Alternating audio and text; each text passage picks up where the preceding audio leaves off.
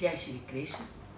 पिछले श्लोक में हमने क्या जाना कि जब सृष्टि का अंत होता है तो केवल एक तत्व शेष रह जाता है और वह होता है अव्यक्त। और जब सृष्टि का आरंभ होता है तो उसी अव्यक्त से ये संपूर्ण सृष्टि का सृजन होता है। अब उस अव्यक्त को श्री कृष्ण किस प्रकार वर्णन करते हैं उसका आज के श्लोक में हम पढ़ते हैं।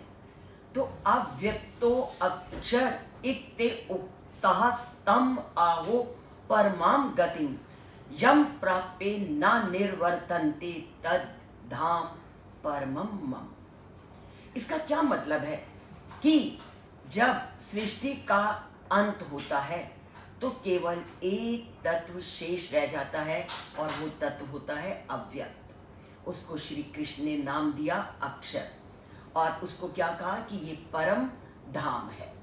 और ये वह परम धाम है जिसको प्राप्त करके व्यक्ति दोबारा इस संसार में नहीं आता। और इसलिए उसने बोला अक्षर, अर्थात जिसका कभी नाश नहीं होता, वह हमेशा रहता है। चाहे पूरी सृष्टि का नाश हो जाए परंतु वह अव्यक्त तत्व हमेशा रहता है। और जब व्यक्ति भक्ति के माध्यम से उस परम पिता परमात्मा के उस स्थान को प्राप्त कर लेता है, उस परम धाम को प्राप्त कर लेता है, तो वह संसार में दोबारा जन्म नहीं लेता। अब जानते हैं कि वो परम धाम क्या है या उस परम धाम को किस किस नामों से हमारे ग्रंथों में वर्णन मिलता है।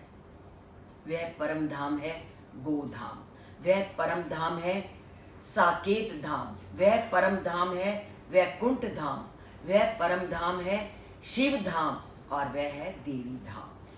कि जब व्यक्ति उस परम पिता परमात्मा को प्राप्त कर लेता है तो वह इनमें से किसी भी नाम को किसी भी धाम को प्राप्त कर सकता है और इन धामों को प्राप्त करके वह उस परमात्मा के साथ सुख के साथ निवास करता है।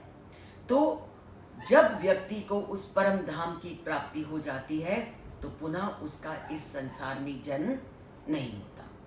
तो ये श्लोक हमें क्या बताता है कि ये तो सच है धरती पर भगवान है, यही तो सच है कि धरती पर भगवान है, पर उसके रूप से हम अनजान हैं, पर उसके रूप से हम अनजान हैं, इसलिए उसकी प्राप्ति के अनेक धाम हैं, इसलिए उस परमात्मा की प्राप्ति के अनेक धाम हैं। जय श्री कृष्ण।